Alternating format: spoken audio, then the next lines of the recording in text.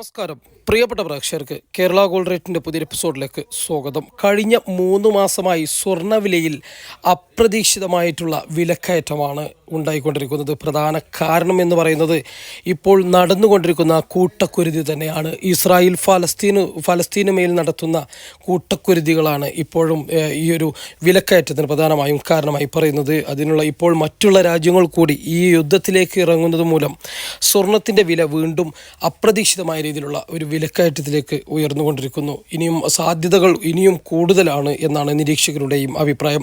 ഒരുപക്ഷെ വില ഇനിയും ഒരുപക്ഷെ 1 ലക്ഷത്തിനടുത്തേക്കെങ്കിലും എത്താൻ സാധ്യതയുണ്ട് എന്നാണ് നിരീക്ഷകരുടെ അഭിപ്രായം. യുദ്ധം ഒരു നിലക്കും അവസാനിക്കാത്ത പക്ഷം എല്ലാവിധ മേഖലയും ഇത് വലിയ രീതിയിലുള്ള വിലക്കയറ്റത്തിന് അല്ലെങ്കിൽ സാമ്പത്തിക മാന്ദ്യത്തിന് പ്രധാനമായും കാരണമാകും. ഇന്ന് 7/1/2024 ഗ്രാമിന് 5800 എന്ന വിലയിലും പവന് 46,400 എന്ന വിലയിലുമാണ് വ്യാപാരം ആരംഭിച്ചിരിക്കുന്നത്.